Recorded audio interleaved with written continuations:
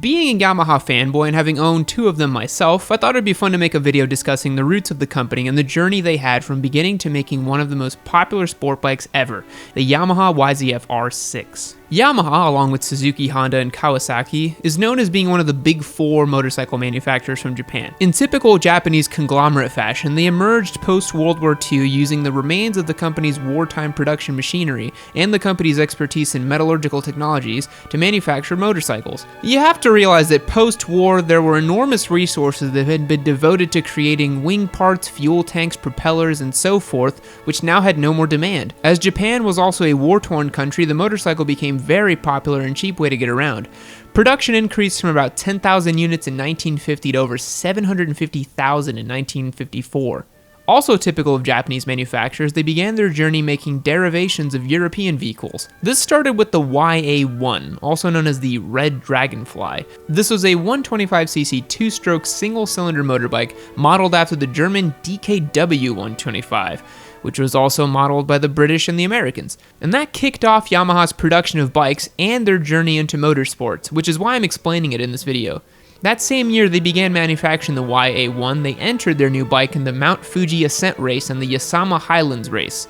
Yamaha won both with its 125cc bike. They continued down this path of race on Sunday, sell on Monday with its future bikes. Not settling with the YA1, they continuously developed new motorcycles with larger displacement and more tech. 250cc two-strokes came around and they'd continue to win races. Eventually, by the 70s, Yamaha answered the other Japanese manufacturers with four-stroke engines. The XS750 was a 750cc triple with shaft drive, even though that came nearly 7 years after Honda introduced the CB750, the legendary four-cylinder, four-stroke grandfather of sport bikes, that offered performance despite being heavier and more touring-oriented than other bikes. An important shift started to occur in the 1980s as consumers started to favor four-stroke motorcycles more, and environmental regulations meant the two-stroke era was coming to an end. Suzuki and Kawasaki ended selling two-stroke motorcycle production by 1980.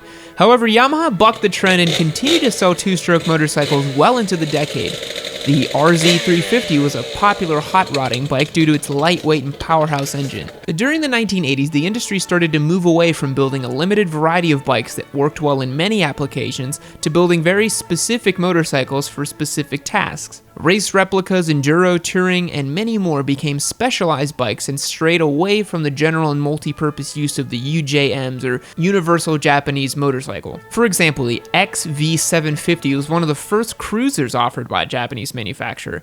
Then came the RZV500, which was the race replica of Kenny Roberts' GP bike, and that came with a fire-breathing 500cc V4 two-stroke engine and full fairing. The 90s is where the modern-day supersport really began to emerge for Yamaha. The R6 in particular traces its roots back to the R1, since it was sold and manufactured as the 600cc version of the R1 back in the day.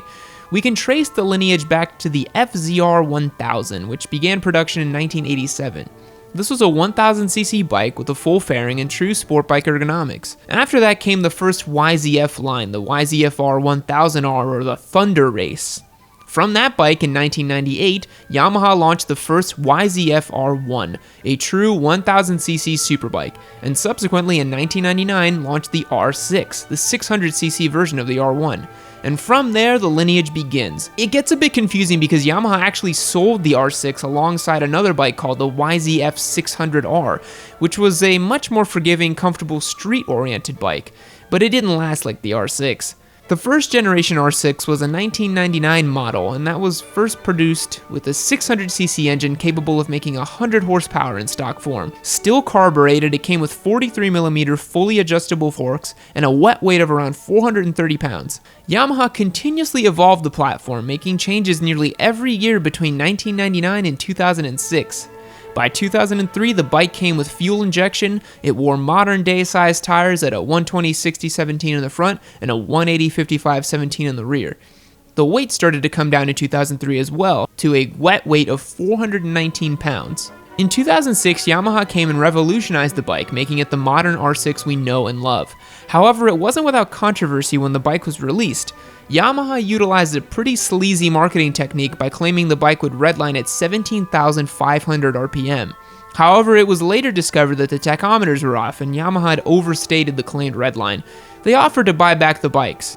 In 2007, the R6 saw a ton of changes, a totally redesigned body style plus the addition of YCCT, which stands for Yamaha Computer Controlled Throttle, which means that the valves were now controlled by a throttle position sensor and a computer rather than a cable. It came with a slipper clutch as well now and was the lightest R6 yet, with a wet weight of 417 pounds.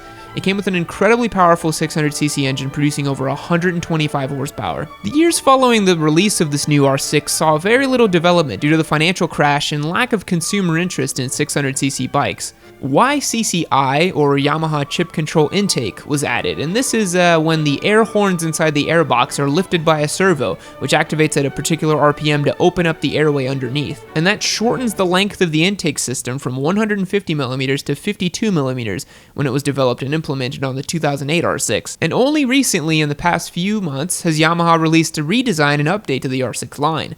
That's the 2017 R6, which is in all honesty an evolution rather than a revolution of the previous models, coming with a host of electronic features never seen on their 600cc bike, with larger 43mm forks, an optional quickshifter. It does have some new tech, but it remains the tried and true 600cc power plant that it's come with for over the past 10 years. The R6 is an icon in the sport bike world and will continue to be used in track days around the world and be revered by riders as a wonderfully tight, track-ready package that's teeming with heritage.